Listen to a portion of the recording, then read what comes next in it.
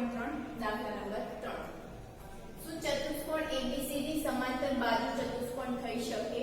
જો એમાં ત્રણ કન્ડિશન આપેલી છે. પહેલી કન્ડિશન છે ખૂણો D ખૂણો B 180 અંશ હોય તો સમાંતર બાજુ ચતુષ્કોણમાં આપણે જોઈએ કે ચતુષ્કોણ આપણે લીધો ABCD સમાંતર બાજુ ચતુષ્કોણ ABCD.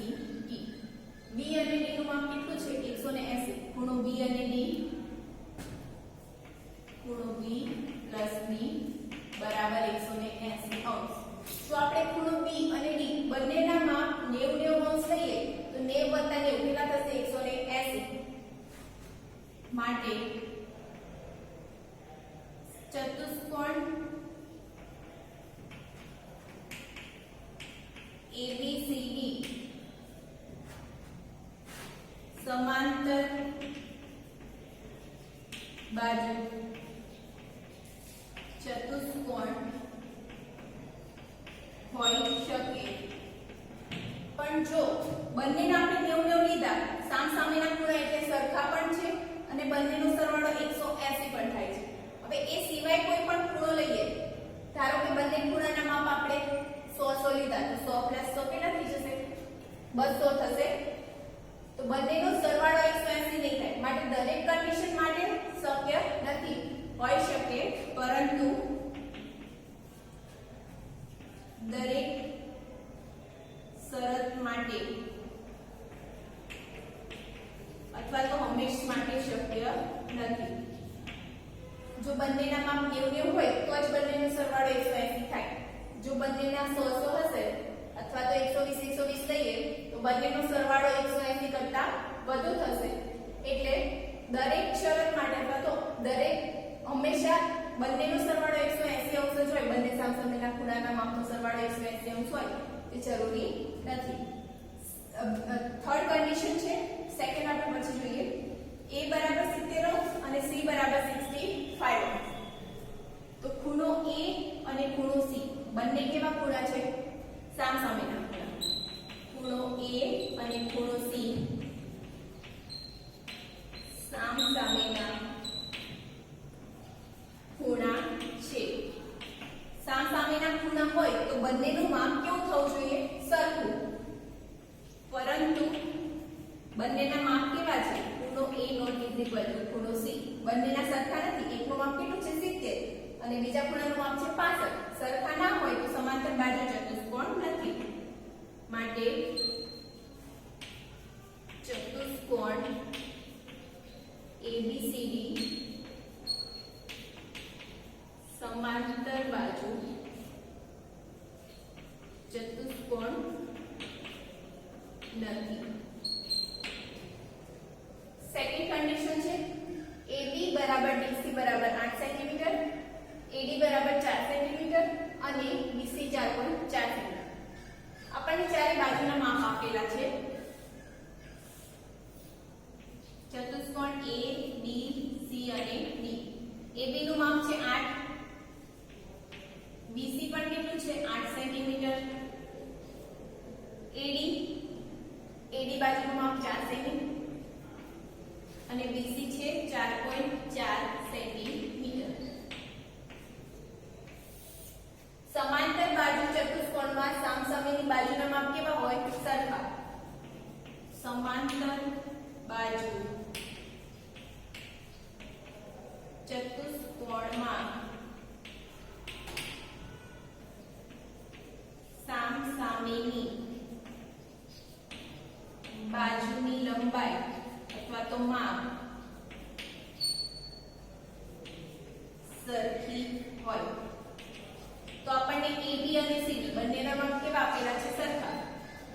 AB બરાબર CD બરાબર 8 સેન્ટીમીટર.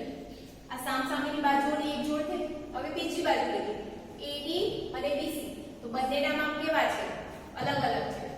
પરંતુ AD ≠ BC. એનો મતલબ કે AD અને BC ના માપ સરખા નથી. માટે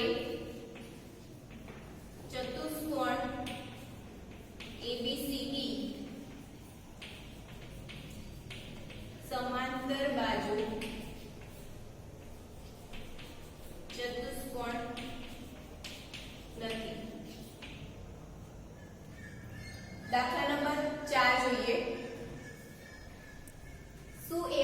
ચતુષ્કોણની એક એવા ચતુષ્કોણની કાચી આકૃતિ દોરો કે જે સમાંતર બાજુ ચતુષ્કોણ ના હોય પરંતુ સામસામેના ખૂણાની એક જોડ સમાન હોય. શું કરવાનું છે? એવા ચતુષ્કોણની આકૃતિ દોરવાની છે કે જે સમાંતર બાજુ ચતુષ્કોણ નથી પરંતુ સામસામેના ખૂણા કેવા છે? એક જ જોડ. સામસામેના ખૂણાની કોઈ એક જોડ કેવી હોય? સરખી હોય. તો આપણે એક ઉદાહરણ લઈએ.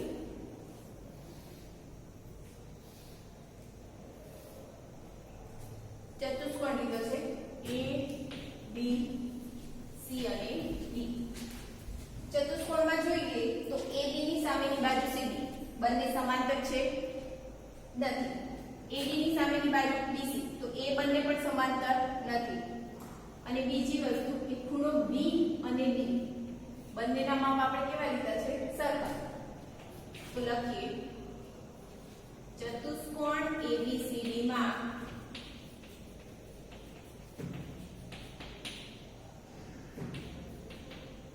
AD અને BC તેમજ CD અને AB સમાંતર બાજુ નથી. સામસામેની બાજુ છે અને એ સમાંતર નથી. પરંતુ ખૂણો B અને ખૂણો D આપણે બંનેના માપ કેવા લીધા? સરખા. ખૂણો B અને ખૂણો D ના માપ સરખા છે અથવા તો સમાન છે. તો આપણી કન્ડિશન પૂરી થઈ. સામસામેના ખૂણાની એક જોડ સમાન હોય તો ખૂણો B અને D સામસામેના ખૂણા છે અને બંને કેવા છે? સમાન છે. અને સામસામેની બાજુ સરખી નથી એટલે કે સમાંતર બાજુ ચતુષ્કોણ નથી. તો આ પ્રકારના ચતુષ્કોણને કેવો કહેવાય? આપણે જોયું હતું પતંગાકાર ચતુષ્કોણ. આથી આ પ્રકારનો ચતુષ્કોણ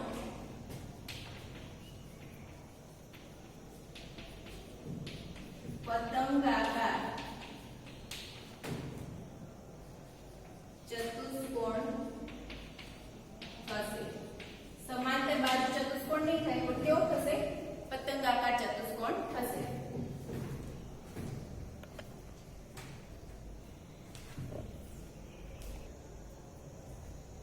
સ્વાધ્યાય 3.3 દાખલા નંબર 5. સમાંતર બાજુ ચતુષ્કોણમાં બે પાસેના ખૂણાના માપનો ગુણોત્તર 3:2 છે. તો ચતુષ્કોણના બધા જ ખૂણાના માપ શોધો. કેવો ચતુષ્કોણ આપેલો છે? સમાંતર બાજુ ચતુષ્કોણ. અને બીજું આપેલું છે કે બે પાસેના ખૂણાના માપનો ગુણોત્તર. ખૂણાના માપ નહીં આપે, માપનો ગુણોત્તર આપ્યો છે. કેટલો છે? 3:2. તો એક ચતુષ્કોણ આપણે ABCD લઈ લઈએ. ચતુષ્કોણ ABCD એના પાસેના ખૂણા એટલે ખૂણો A અને B લઈએ.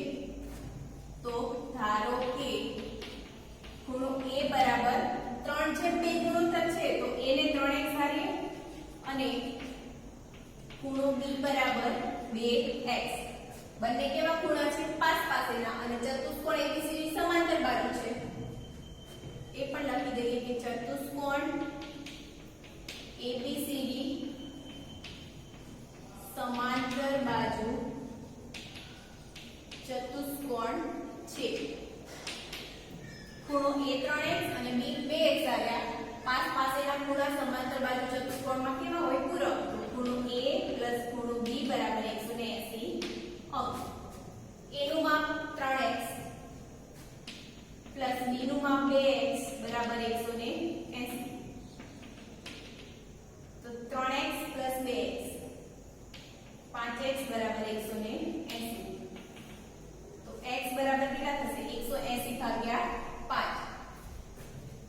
તો 5 ગુણ્યા 3 15 3 એટલે 0. 5 ગુણ્યા 6 x 36 અંશ મળશે આપણને. x ની કિંમત 36 મળી. a અને b ની વેલ્યુ ની આપણને x ની કિંમત મળી છે. તો ખૂણો a કેટલો થશે? ખૂણો a બરાબર 3x. 3 ગુણ્યા x ની કિંમત મૂકીએ 36. 3 ગુણ્યા 36 108. ખૂણા b નું માપ આપેલું છે. ખૂણા b નું માપ આપણે ધાર્યું 2x. તો 2 ગુણ્યા x ની કિંમત 36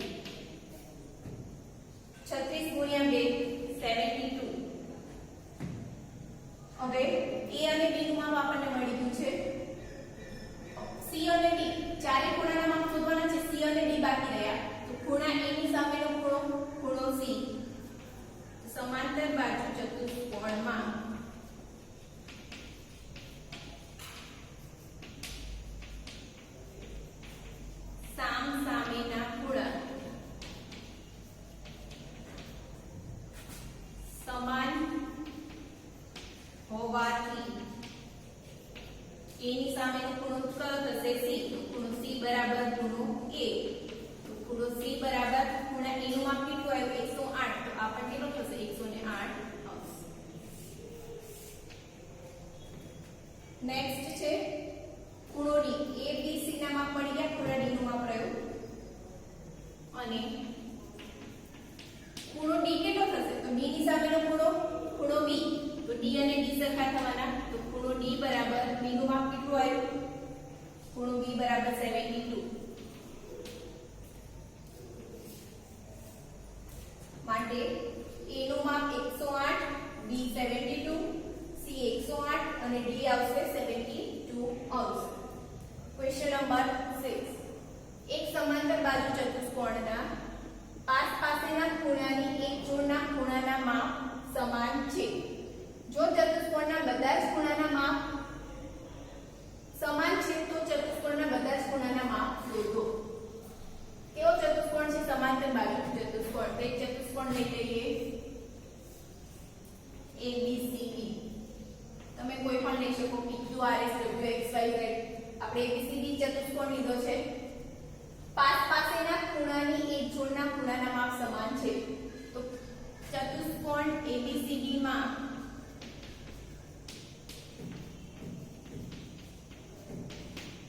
સમાંતર બાજુ છે એટલે આપણે સમાંતર બાજુ ચતુષ્કોણ લખીએ. સમાંતર બાજુ ચતુષ્કોણ ABCD માં ખૂણો A અને ખૂણો B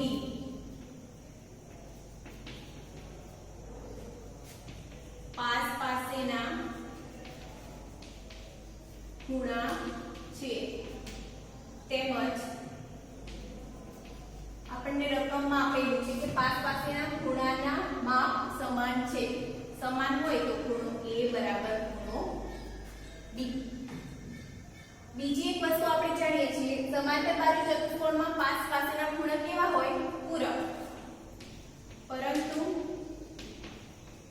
સમાંતર બાજુ ચતુષ્કોણના સામસામેના ખૂણા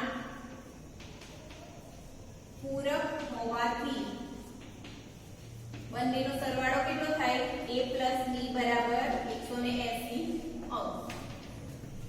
ખૂણો a બરાબર b છે તો b ની જગ્યાએ આપણે a લખી શકીએ, કેમ કે b અને a બંને કેવા છે? સરખા.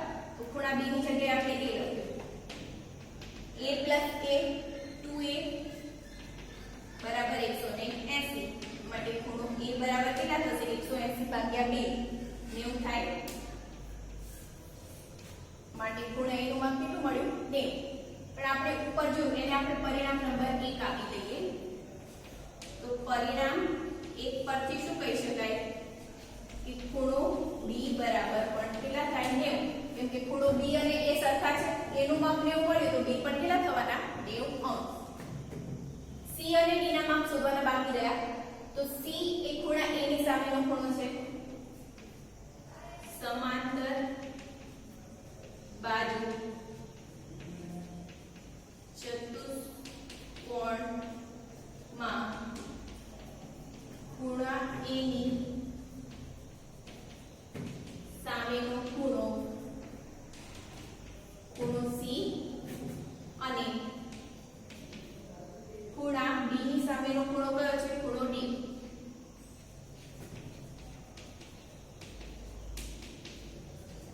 b ની સામેનો ખૂણો D છે. માટે ખૂણો A બરાબર ખૂણો C અને ખૂણો B બરાબર ખૂણો D. માટે C કેટલો થશે? A 90 છે તો ખૂણો C પણ 90 અને ખૂણો B 90 છે તો ખૂણો D પણ કેટલો થવાનો? 90. માટે A 90, B પણ 90 અંશ થશે. ખૂણો C નું માપ પણ 90 અને D નું માપ પણ કેટલું થશે? 90 અંશ.